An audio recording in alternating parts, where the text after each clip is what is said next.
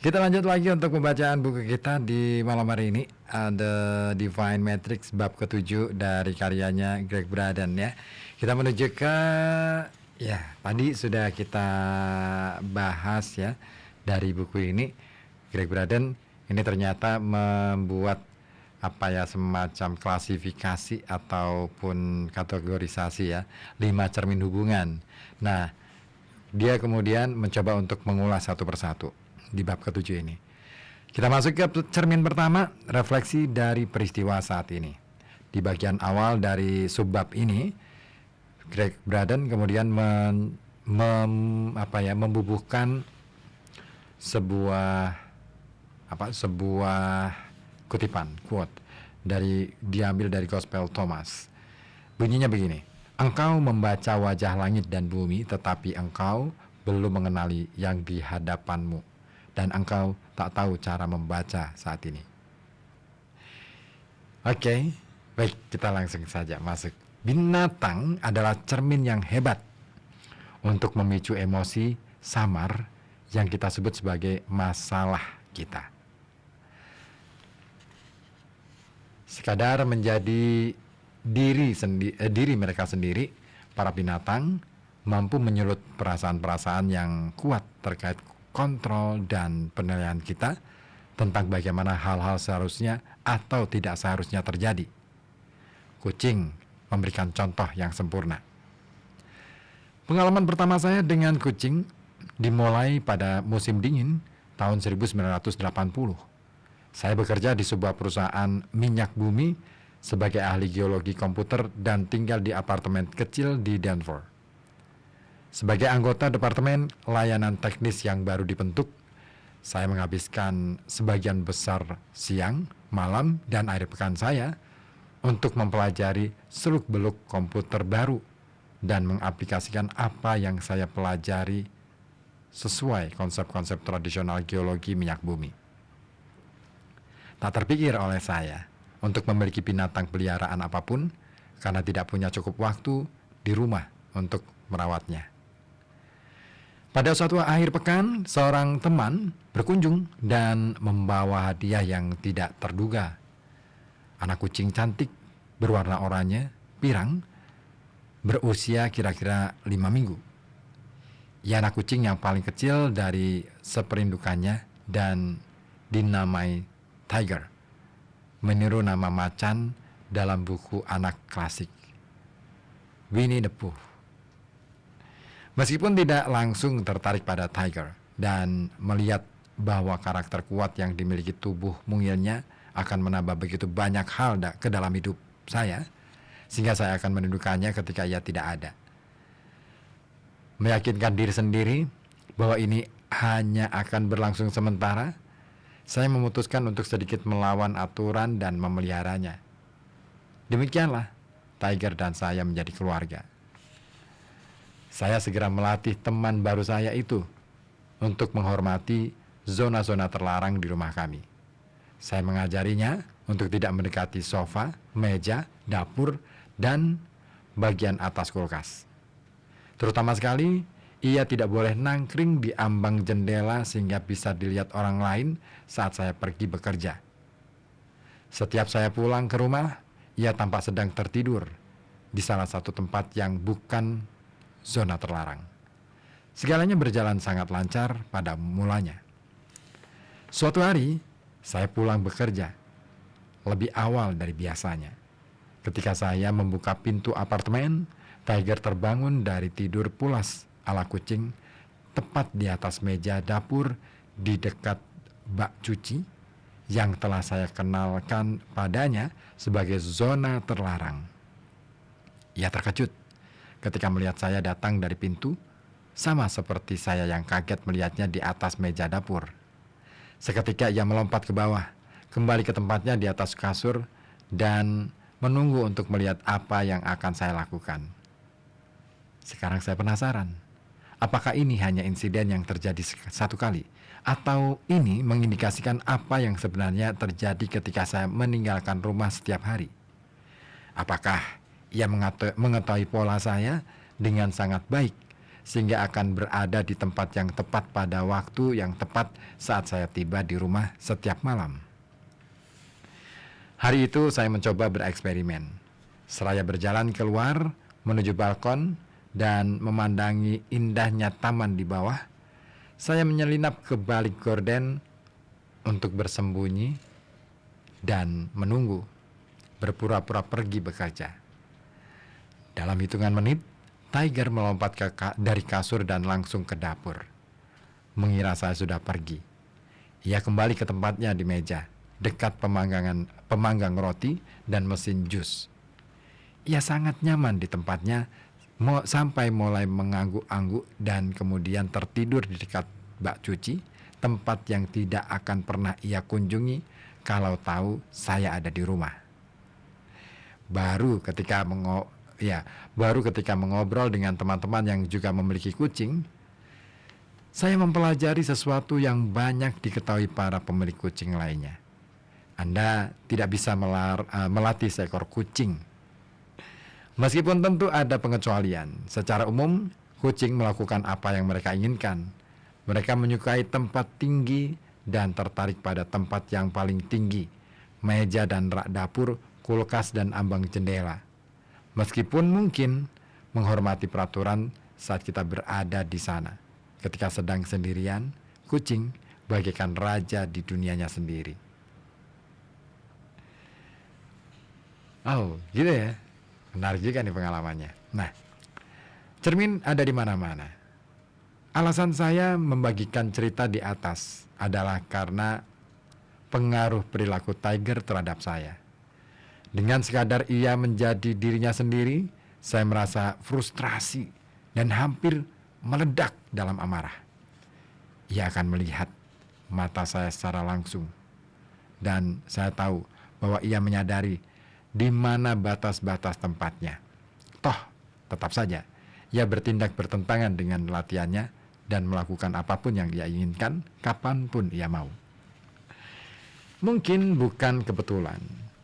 Selama periode yang sulit bersama Tiger, saya menyadari adanya kemiripan dengan rasa frustrasi dalam pekerjaan saya. Malah, seakan-akan orang-orang yang saya awasi dalam tugas saya sebagai supervisor melakukan hal yang sama dengan yang dilakukan Tiger terhadap saya. Mereka mengabaikan instruksi-instruksi saya dalam proyek kami. Setelah suatu sore yang cukup berat, salah seorang rekan kerja mendatangi saya dan bertanya kenapa saya tidak membiarkan ia melakukan pekerjaannya sendiri. Saya telah memberinya tugas dan ia merasa saya melakukan manajemen terperinci terhadap setiap langkah kerjanya. Kemudian sore itu, saya melangkah masuk ke apartemen dan sekali lagi, Tiger berada di sana, di zona terlarang, di atas meja dapur. Dan kali ini, ketika menatap saya, ia bahkan tidak bersusah payah untuk pindah. Saya geram. Saya duduk di sofa untuk memikirkan apa yang sedang diperlihatkan kepada saya. Saya menyadari persamaan antara ketidakhormatan Tiger terhadap peraturan saya dan apa yang terasa seperti sikap yang sama dari rekan-rekan kerja saya. Melalui dua pengalaman yang terjadi serentak, meskipun terlihat tidak berkaitan ini, baik Tiger maupun rekan-rekan kerja saya telah menunjukkan sesuatu yang penting mengenai diri saya sendiri. Masing-masing mencerminkan sebuah pola yang sangat samar sehingga saya tidak menyadarinya sampai saat itu. Dan ini akan menjadi bagian pertama dari serangkaian cermin yang harus disadari di dalam diri saya sendiri. Sebelum saya bisa menyembuhkan cermin-cermin yang lebih kuat dan samar dalam hubungan saya yang lain. Sepanjang tahun 1960-an dan 1970-an, para ahli pertolongan mandiri biasa mengatakan, jika tidak menyukai apa yang diperlihatkan oleh dunia, kita harus melihat ke dalam diri kita. Mereka mengajarkan bahwa semua hal, mulai dari kemarahan rekan-rekan kerja kita sampai pengkhianatan terhadap kepercayaan kita, merupakan refleksi atau pantulan dari keyakinan-keyakinan terdalam kita. Pola yang paling kuat biasanya adalah yang justru tidak bisa kita lihat dalam kehidupan kita. Skenario skenario inilah persisnya yang terjadi pada Tiger dan orang-orang di kantor. Saya tidak mengatakan bahwa rekan-rekan kerja saya menyadari bagaimana mereka mencerminkan diri saya atau bagaimana pola ini bekerja dalam hidup saya. Saya cukup yakin mereka tidak menyadarinya.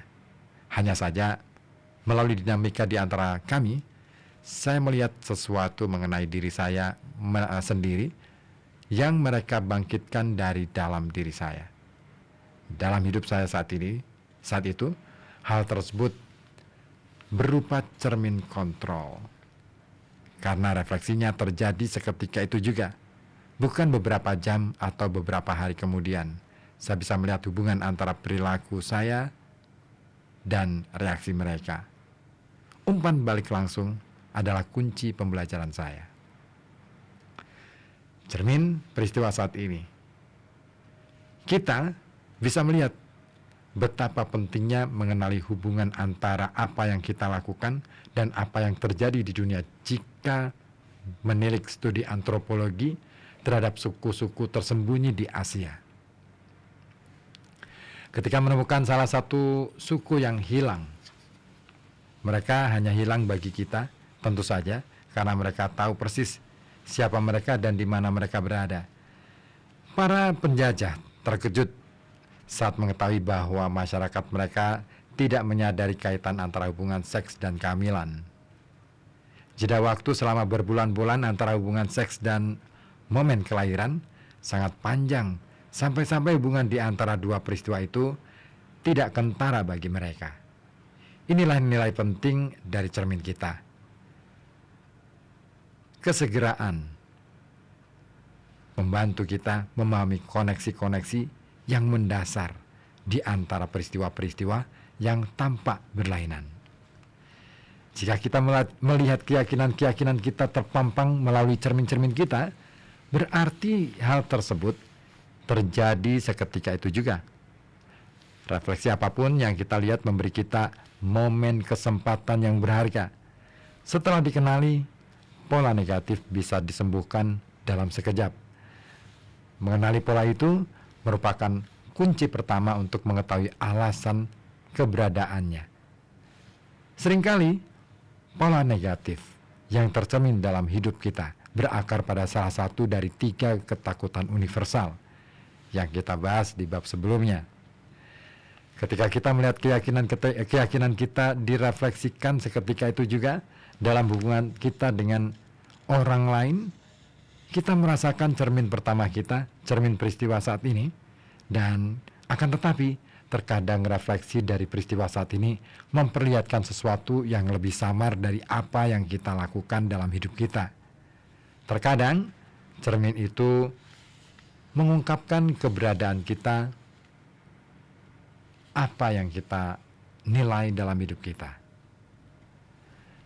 Ketika itu terjadi, maka kita mengalami cermin hubungan yang kedua, yaitu refleksi dari penilaian kita.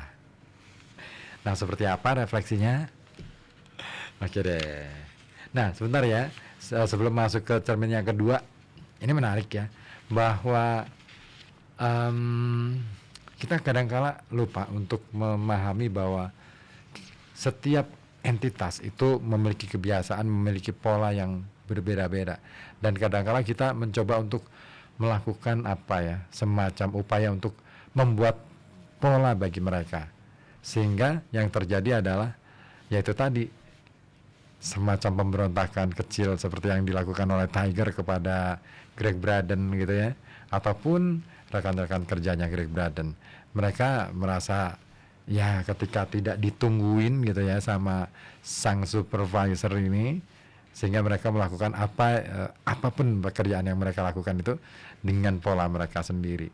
Nah, sementara ketika ditungguin, ya balik lagi pada aturan yang sudah diterapkan.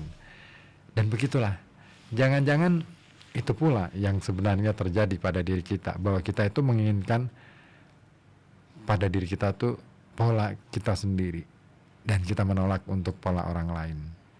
I don't know. But itulah tulisan Greg Braden.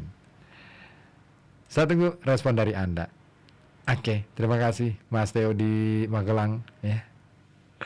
Terima kasih atensinya dan ditunggu juga atensi dari Anda. Di sini di 0855420912. Serbuk Senin Berbuku masih akan bersama Anda sampai pukul 9 malam nanti.